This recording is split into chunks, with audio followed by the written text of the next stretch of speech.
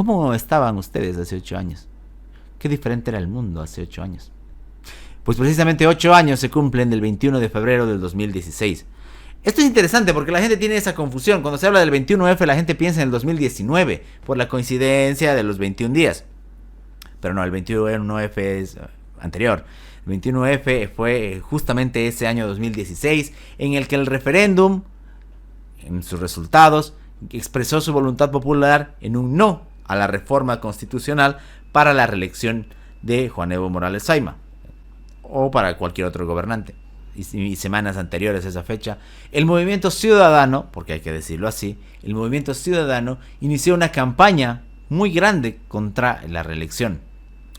Si alguien nos diría cómo pensabas que iba a salir, yo les decía que no tenía esperanza, que ya estábamos condenados a que él sí gane.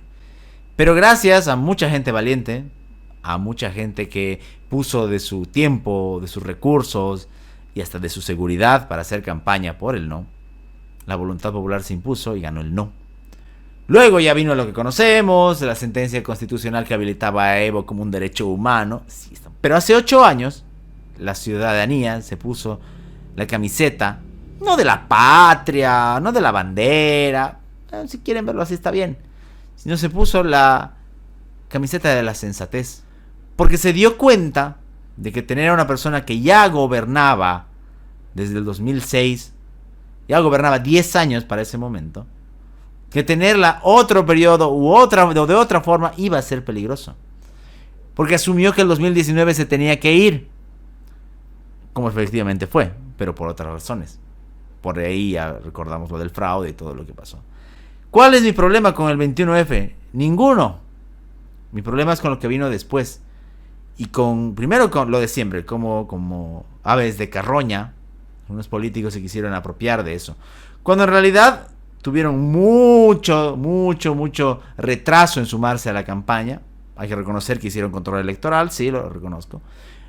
Pero otros fueron muy oportunistas. Y hoy son algunos que se quieren pintar como democráticos y quieren ser candidatos, cuando en realidad hacían campaña por el sí.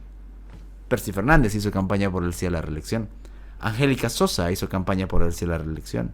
El ex fiscal Solís, que ahora se las da de demócrata y de liberal, cuando sabemos que en la fiscalía hizo tremendas cosas, hizo campaña por el sí. Mucha gente, inclusive empresarios, hicieron campaña por el sí. Entonces no nos vengan a decir que después son democráticos, que quieren limitar el poder, porque de verdad estaban entregadísimos a Evo Morales. Muchas de las personas que hicieron campaña por el no hace 8 años se ganaron muchas enemistades, se ganaron lamentablemente el abuso de la burocracia, se ganaron auditorías, fiscalizaciones y demás, solamente por ejercer su derecho a disentir. 8 años en los que pasaron muchísimas cosas, están pasando muchas cosas, y entendimos después del 2019, por otra vía, la importancia de no tener ningún recelo al momento de limitar el poder. Ya lo hemos dicho un montón de veces aquí. El poder se limita no solamente en intensidad, sino también en tiempo. Alguien preguntaba el otro día en algunas redes de algunos amigos, ¿qué de bueno tiene la alternancia? ¿Por qué no puede ir alguien a la reelección? La razón lógica es porque tiene que haber un recambio. Pero además, porque esto no tiene que ver solamente con que lo haga bien o que lo haga mal. Ya para volver a hablar del caso de El Salvador o de otros países, las reglas están para cumplirse. Y se supone que si alguien no puede ir a la reelección, no puede hacerlo. Se acabó. A mí me llama mucho la atención y me gusta el sistema chileno. Porque en el sistema chileno, un presidente, como el ya recientemente fallecido Sebastián Piñera, puede ir a la reelección, pero siempre y cuando haya pasado un periodo de descanso. Es decir, gobierna, pasa un tiempo y luego vuelve. Otro ejemplo es el caso estadounidense, en el que se gobierna 4 años, hay una reelección y sabe el presidente que nunca más puede volver a tener poder. Pase lo que pase y demás, hay un respeto a su constitución y no puede volver más. Así sea el más fanático y loco, sabe que tiene que irse a su casa, va a tener su cuadro, va a entrar en los honores de los expresidentes, pero se acabó. La verdad es que la alternancia en el poder y este rechazo que tenemos, que deberíamos tener al prorroguismo, es algo que hay que enseñarlo desde pequeños. Porque se nota que esto perfora culturalmente a Bolivia. Y lo voy a explicar de la siguiente manera. Una de las críticas que yo hago siempre al sindicalismo, a los sindicatos, a todas estas corporaciones y demás, no solamente en el occidente del país, sino aquí mismo, es que uno se encuentra con las mismas figuras manejando los sindicatos desde hace años. Acá en Santa Cruz, el sindicato de trabajadores de la salud está manejado por la misma persona hace años, casi décadas. Y no hay cambios. Hay movimientos caudillistas inclusive dentro del feminismo, cuya figura máxima es la misma desde hace años. Caudillismo puro y duro.